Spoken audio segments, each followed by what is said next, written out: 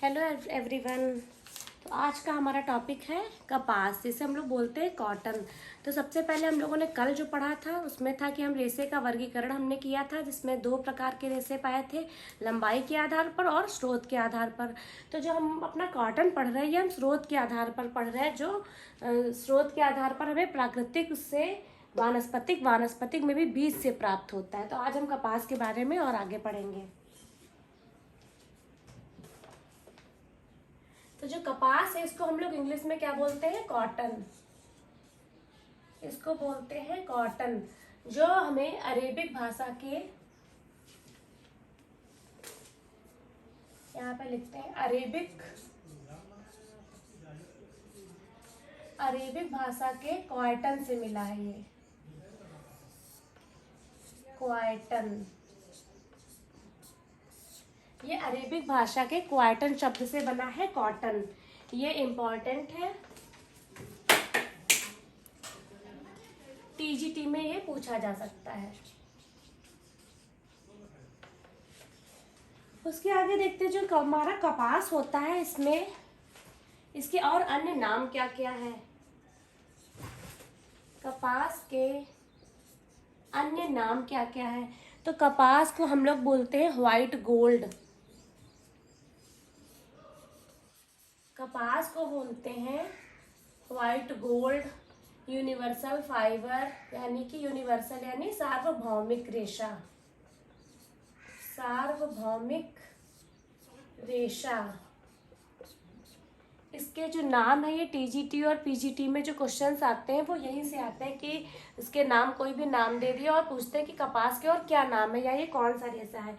एक इसका है कि इससे बोलते हैं हम लोग मानव मित्रता वाला रेशा।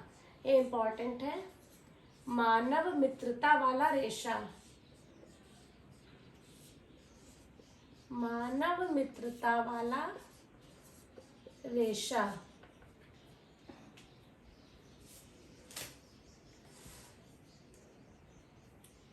कपास को कपड़ों का राजा भी बोला जाता है, कपड़ों का राजा, कपड़ों का राजा। कपास को कपड़ों का राजा भी बोला जाता है, और कपड़ों की जो रानी होती है उसे रेशम बोलते हैं। लेकिन अभी कुछ क्वेश्चंस में कहीं कहीं पर राजा और रानी दोनों में ही रेशम को ही सही आंसर माना गया है। आगे देखते हैं कपास में, जो भारत में कपास फेमस है, भारत में जो वस्त्र मंत्रालय द्वारा कपास को फेमस किया गया है उसका नाम है कस्तूरी कॉटन। वस्त्र मंत्रालय द्वारा प्रसिद्ध किया गया है उसका नाम है कस्तूरी कॉटन, कस्तूरी कॉटन।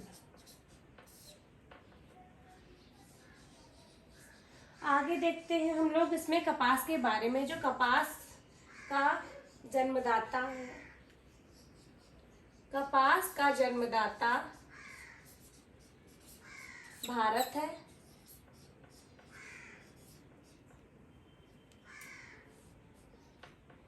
लेकिन सर्वाधिक जो कपास है, कपास का जन्मदाता भारत माना जाता है, पर सर्वाधिक उत्पादन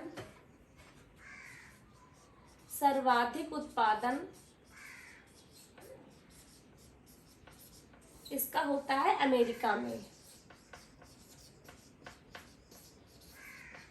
कपास का जो जन्मदाता है वो है भारत, लेकिन इसका सर्वाधिक उत्पादन कहाँ होता है? वो होता है अमेरिका में।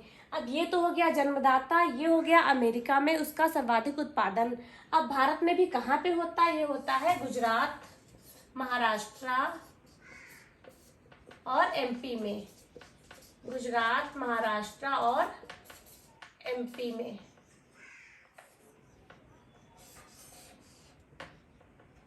एमपी में होता है। इसके लिए हमें मिट्टी कैसी चाहिए होती है? इसकी मिट्टी होती है काली और कपासी मिट्टी बोलते हैं।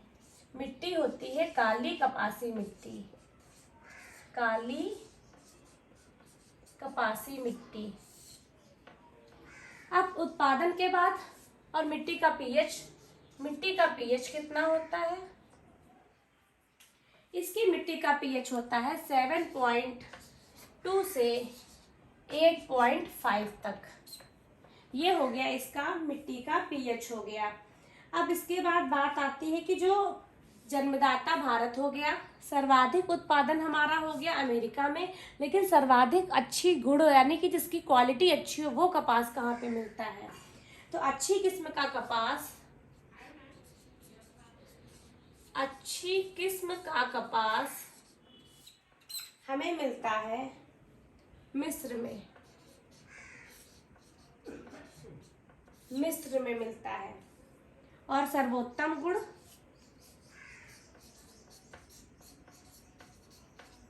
सर्वोत्तम गुण मैक्सिको में,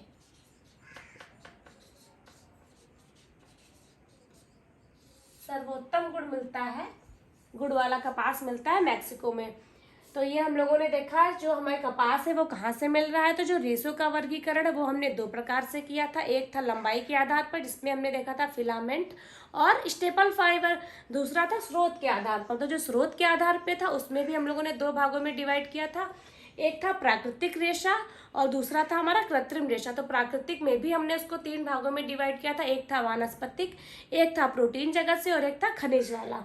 तो प्राकृतिक में भी ये कहाँ से मिल रहा है हमें? वानस्पतिक प्राकृतिक यानी कि वानस्पतिक में मिल रहा है, क्योंकि प्राकृतिक में प्रोटीन भी आता है और प्राकृतिक में धातु भी आता है, नहीं जो खनिज वाला रेशा होता है। तो कपास में मिलता है वानस्पतिक यानी वनस्पति से। तो जो वनस्पति मिल रहा है, वनस्पति को भी हम लोगों ने दो भागों में बांटा था, एक था हमें बीज से प्राप्त हो रहा था और एक था हमें तने से। तीन भागों में बांटा था, एक था बीज और एक था तना और तीसरा था आपका पत्ती। तो ये हमें कपास मिल रहा है बीज वाले भाग से, ये सीड वाले भाग से मिल रहा है, ये इम्पोर्टेंट है। अब है कपास का उत्पादन जो हमें मिला, कॉटन शब्द मिला, वो मिला कहाँ से? अरेबिक भाषा के क्वाटन शब्द से मिला। अब इसके बाद देखते हैं हमारे कपास के और नाम क्या क्या है। तो व्हाइट गोल्ड बोलते हैं, सार्वभौमिक रेशा बोलते हैं, इसे कपड़ों का राजा भी बोला जाता है और मानव मित्रता वाला रेशा कहते हैं। जो भारत में कपास है उसको जो भारत में प्रसिद्धि की गई वो कस्तूरी कॉटन के नाम से प्रसिद्ध किया गया, जिसका मंत्रालय वस्त्र मंत्रालय के द्वारा कस्तूरी कॉटन को भारत के प्रसिद्ध किया गया है। भारत में जन्मदाता इसका है भारत, और भारत में भी जो कपास होता है वो होता है गुजरात में, महाराष्ट्र में और एमपी में। ये अच्छी क्वालिटी, यहाँ पे अच्छा कपास उत्पादन होता है। और सर्वाधिक उत्पादन जो होता है देशों में वो होता है अमेरिका में, और अच्छी किस्म का कपास हमें मिस्र में मिलता है और सर्वोत्तम गुण का मैक्सिको में। कपास मिलता कहाँ है? वो काली कपासी मिट्टी में, वो अच्छा होता है और उसका पीएच होता है मिट्टी का 7.2 से 8.5। अब हम आगे देखेंगे।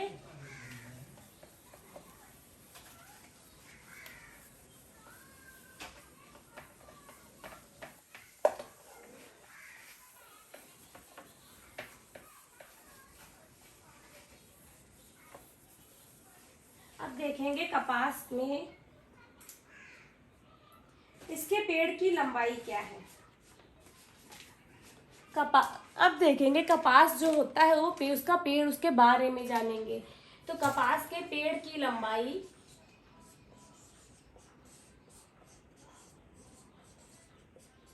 कपास के पेड़ की लंबाई होती है 3 से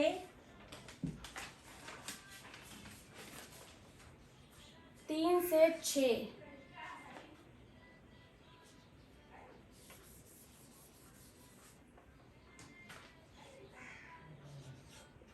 3 से 6 फीट या 4 से 6 फीट, ये हो गई हमारे कपास के पेड़ की लंबाई।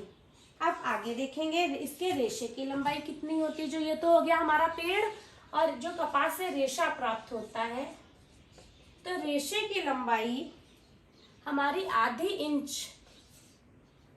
इंच से 2.6 इंच तक हमें ये मिलता है। ये तो हो गया हमारा पेड़ की लंबाई और ये हो गई हमारे रेशे की लंबाई। अब हम देखेंगे जो कपास होता है इसमें हमें प्रतिस्कंदता कम पाई जाती है। प्रतिस्कंदता कम होती है। अब प्रतिस्कंदता क्या होता है? प्रतिस्कंदता जैसे हम लोग ऊन का कपड़ा होता है या ऊन होती है, इसको अगर हम लोग ऐसे बॉल बनाए और उसको छोड़ दें तो वो जिस शेप में होता है उसी शेप में रहता है, उसमें सिकुड़न नहीं आती। और अगर हम कॉटन के कपड़े को करेंगे, श्रिंक करें, ऐसे दबाएं और उसको छोड़ दें तो वो उसी रूप में तुरंत नहीं आ पाएगा, उसको बोलते हैं हम प्रतिस्कंदता, यानी अपने रूप में तुरंत वापस आ जाना। तो कॉटन में वो ना के बराबर पाई जाती है, इसीलिए हमारे कॉटन के कपड़ों में सिकुड़न ज़्यादा पड़ती है। अब आगे देखेंगे कपास की खेती। कपास की खेती के लिए जलवायु कैसी होनी चाहिए? कपास की खेती के लिए जलवायु कैसी होनी चाहिए?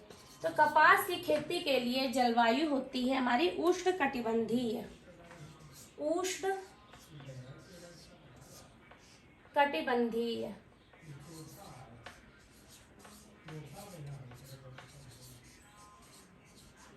इसकी जलवायु उष्ण कटिबंधीय जलवायु होती है।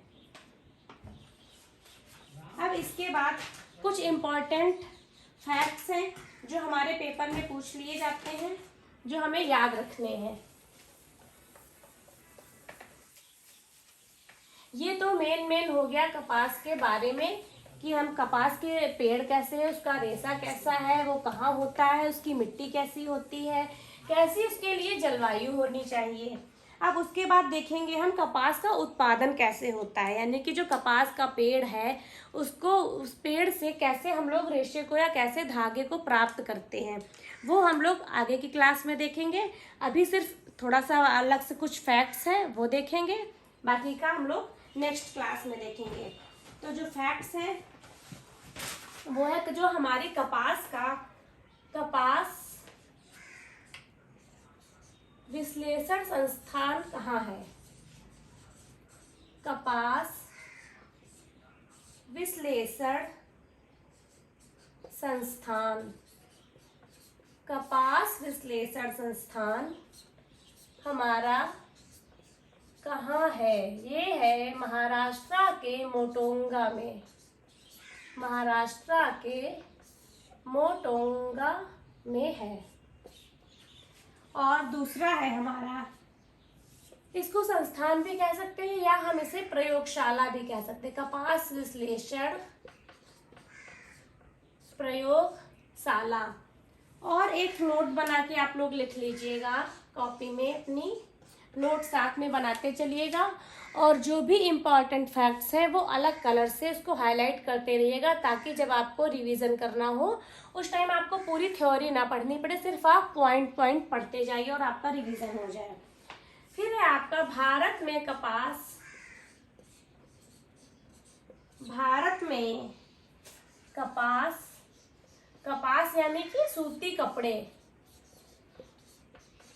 कपास का मतलब है यहाँ पर सूती कपड़े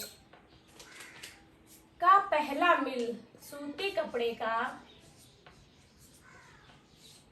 पहला मिल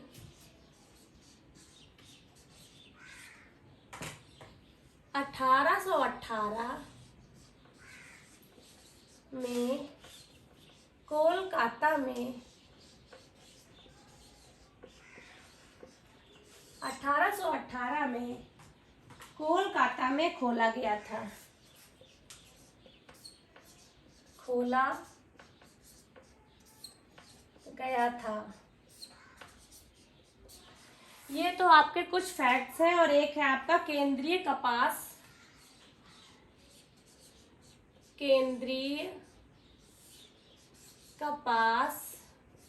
अनुसंधान।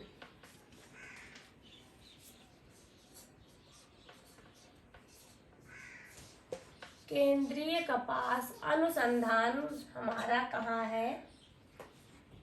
वो है नागपुर में।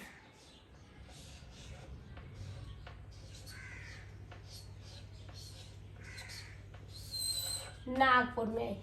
तो ये हो गए हमारे कपास से रिलेटेड कुछ फैक्ट्स जो पेपर के लिए इम्पोर्टेंट है, वो मैंने आपको नोट करा दिए।